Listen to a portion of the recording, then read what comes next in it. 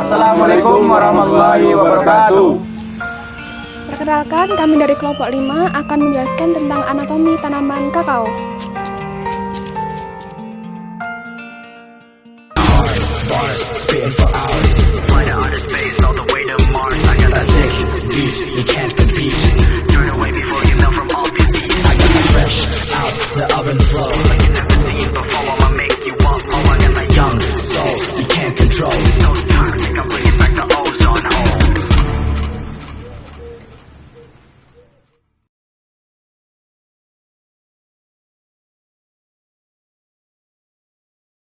Di sini saya akan menjelaskan tentang bagian-bagian daun kakao. Morfologi daun kakao ini terdiri dari tangkai daun dan helai daun saja, sehingga termasuk kategori daun tunggal. Bentuk tangkai daun kakao bulat oval dan bangunnya memanjang.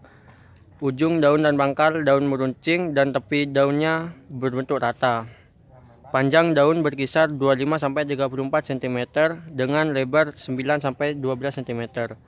Daun-daun yang tumbuh pada tunas biasanya berwarna merah dan disebut flus.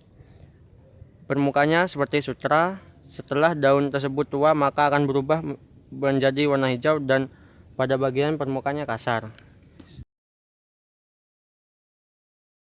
Di sini saya akan menjelaskan tentang bagian-bagian batang dari tanaman kakao. Bagian-bagian batang dari tanaman kakao adalah 1. Epidermis. Epidermis pada batang muda dapat membantu proses fotosintesis. Yang kedua adalah endodermis, dapat melakukan modifikasi menjadi lentisel yang merupakan pintu keluar masuk gas baik oksigen maupun karbon dioksida. Yang ketiga adalah korteks, jaringan kolenkim yang merupakan jaringan penguat tumbuhan. Yang keempat, kambium, terbagi menjadi dua macam yaitu kambium pembuluh dan kambium gabus. Yang kelima, empulur, pola lingkaran pada batang untuk menentukan umur tumbuhan. Selanjutnya, jaringan-jaringan empulur adalah warna gelap atau terang, garis-garis melingkar tebal atau sempit pada empulur. Xilem adalah sebagai pengangkut air dan mineral, dan yang terakhir, floem sebagai pengangkut hasil fotosintesis dari daun menuju seluruh bagian tumbuhan. Saya di sini akan menjelaskan bagian-bagian dari akar tanaman kakao. Secara umum, tanaman kakao memiliki jenis akar tunggang yang tumbuh di dalam tanah menuju inti bumi dengan tujuan mencari ketersediaan dan unsur hara. Sedangkan untuk bagian-bagiannya secara umum dibagi terdiri atas. Yang pertama, leher akar, merupakan bagian yang menghubungkan antara akar dengan batang tumbuhan. Kemudian batang akar.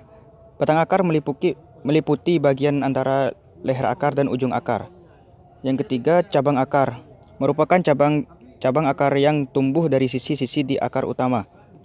Yang keempat, rambut akar, rambut-rambut halus yang bercabang-cabang yang tumbuh dari sel-sel epidermis yang tumbuh dekat ujung akar, berfungsi untuk memperluas daerah penyerapan air dan hara mineral. Yang kelima, ujung akar, merupakan bagian paling bawah dari akar tumbuhan yang dilindungi oleh tudung akar. Dengan kata lain, kaliptra. Tudung akar kaliptra terdapat di bagian paling ujung dari akar yang berfungsi untuk melindungi akar terhadap kerusakan pada saat menembus partikel tanah. Oke, kali ini saya akan menjelaskan tentang bagian-bagian buah dari kakao. Seperti yang kita lihat, ini adalah bagian dari buah kakao. Nah, ini bagian terluar adalah exocarp. Kemudian di sini terdapat mesocarp. Yang di dalamnya lagi ini ada endocarp. Setelah itu, bagian ini adalah bagian di mana sebuah dari biji kakao, ya. Nah, kemudian di tengah ini terdapat plasenta. Setelah itu di pinggir di sisi luar dari benih tersebut terdapat pulp atau bagian hilum atau daging dari biji kakao tersebut. Saya akan menjelaskan bagian-bagian dari biji kakao.